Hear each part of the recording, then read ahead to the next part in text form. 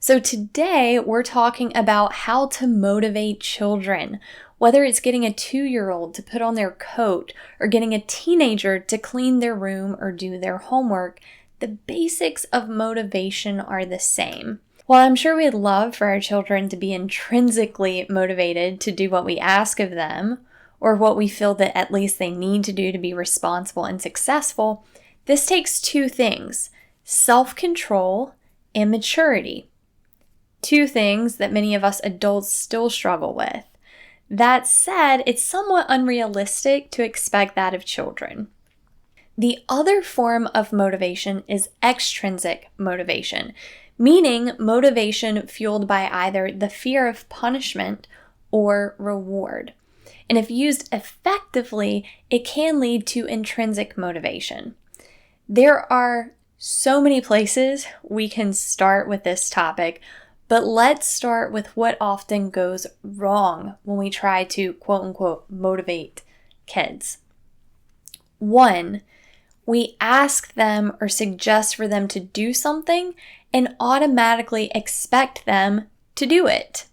For example, let's say that your kid's on the phone and you may say something like, "Jacob, I need you to get off your phone and put away the laundry that has been piled up in the corner of your room for a week now." And while Jacob may have replied, "Okay," it's likely his eyes never left the screen of his phone while you were talking to him. You know what that means? He probably didn't hear a word of what you said. Just because he responded doesn't mean that he was listening. All of us are pretty good at pretending to listen and giving the appropriate verbal or physical cues, while really we're just running on autopilot. Also, kids know our thresholds when it comes to intolerance. So hypothetically speaking, the first time you say it, they know that you're just simply asking. And like the example I use with Jacob, it may go in one ear and out the other. The second time you tell them, you may say it with a little bit more irritation in the tone of your voice, which signals to them that this is their warning. And then the third time that you say it, they likely know that you mean business. And if they don't want serious consequences, they better do what you ask. But who likes repeating themselves and feeling like they have to be the bad guy or gal to get a reaction? No one. It's time-consuming and it's exhausting. Yet the truth is, if it takes us saying something more than once to see a reaction or get results, it means that we weren't convincing enough the first time. And guess what? We don't have to get upset or yell in order to be convincing. Equally, we don't have to flex our adult muscles to show that we're the boss. And this is another mistake that we parents or caregivers of children make. We shouldn't have to prove that we are the ones in charge and flex our power by making threats or raising our voice. An example of this might be us saying something like, "If you don't get off your phone and do your laundry right now, you can forget about going to Beth's house this weekend. Is that clear?" Again, this isn't necessary. It's just another power move. If we feel the need to show a kid that we are the boss and we can make their lives miserable, in those moments, we're not coming from a place of love. I'm not saying this is you, and if it is you, I don't think that you're doing it intentionally.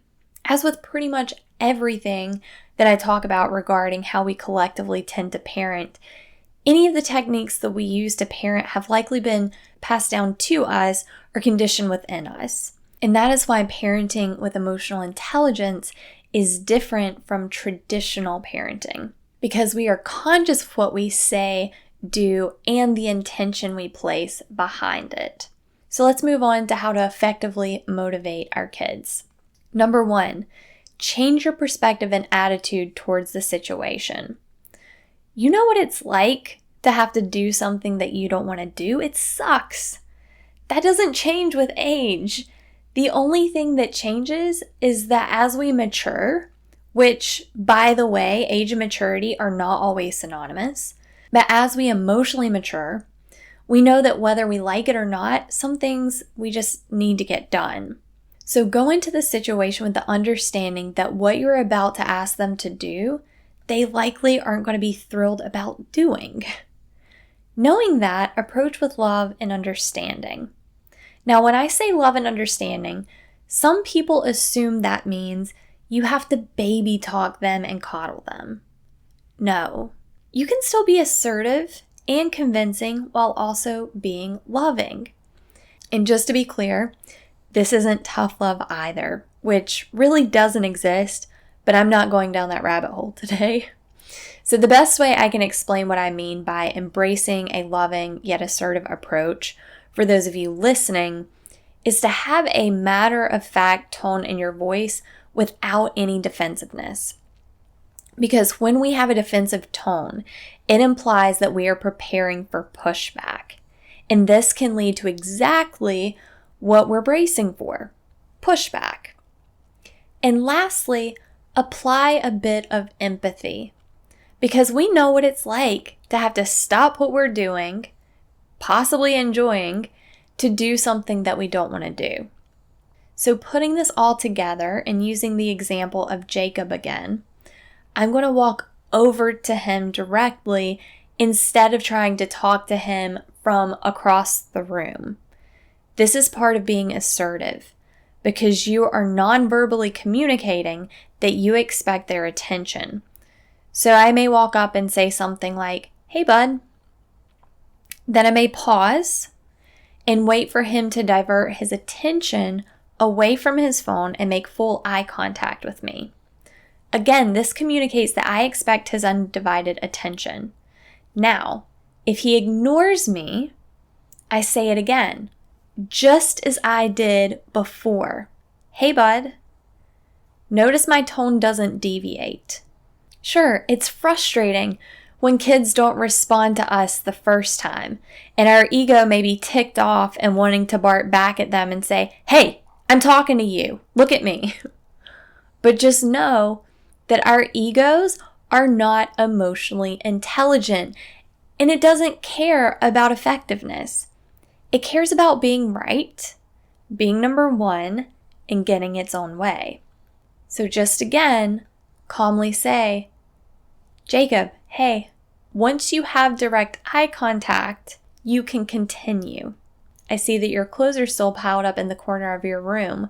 Will you please put down your phone and do that for me?" Notice the tone in my voice.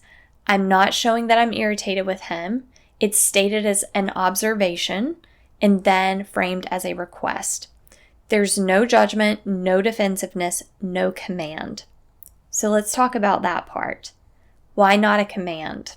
Because whether we like it or not, we cannot force anyone to do anything, not even children. We can create high consequences, which pushes them to comply, but we cannot force them to comply. And when we try, it makes them more resistant to comply. And it builds a barrier between you and your child. It's just not an effective way to motivate anyone, to be quite honest. And if you believe that because you're the parent or adult that your child should do everything you say just because you said it, that is again your ego talking. When parents push back on this, I always have them revisit their objective. What do you want out of this situation? If it is for them to comply with you expending as little energy as possible, then being demanding and abrasive is not serving you. Has it ever worked out well when people have tried an abrasive demanding strategy with you? Highly unlikely. You may have complied because you didn't want to deal with the consequences, but you likely didn't give in without pushback or at the very least a feeling of resentment. Here's the thing. You are still in control even when you ask, because your child relies on you for privileges. While every child is entitled to basic necessities of life and hopefully your love and affection, their phone, extracurricular activities, game time, etc. are privileges that you can take away. So you don't have to raise your voice, threaten, or make demands. You give them a choice. Let's talk about that. Earlier I mentioned extrinsic motivation comes from either a fear of punishment or loss of something, or from the anticipation of a reward. I recommend you stay away from the fear of punishment or framing the consequences in a negative way altogether. Here's an example of what I mean. So if I said, Jacob, I see that your clothes are still sitting in the corner of the room. Will you please put down your phone and go do that for me? If Jacob decides to huff and puff, instead of me saying, if you don't do it, then you can forget about going to Beth's this weekend, which is a threat and a negative framing of motivation, I might instead say something like, I know you're looking forward to going over to Beth's this weekend. I'm willing to take time out of my schedule to take you over there if you're willing to take some time out of yours to do your laundry. Is that a fair trade? Or would you rather that I stay here this weekend and do your laundry, therefore I won't be able to take you to Beth's? See what I did there? I framed it in a positive way. I said it with love while also being assertive. And I framed it in a way that made it very clear to Jacob that it was his choice. I wasn't forcing it on him. And depending on his choice, he may lose out on something that he wants at his hand, not mine. I also showed him that everyone makes sacrifices. I was taking time out of my schedule to do something for him that I didn't have to do. To sum it all up, in order to motivate your kid or children, avoid making demands, instead make requests, and add those consequences, but frame it in a more positive way. Be loving and assertive, and understand where they're coming from, and play off of wins versus losses. That is all for today with Parenting with Emotional Intelligence.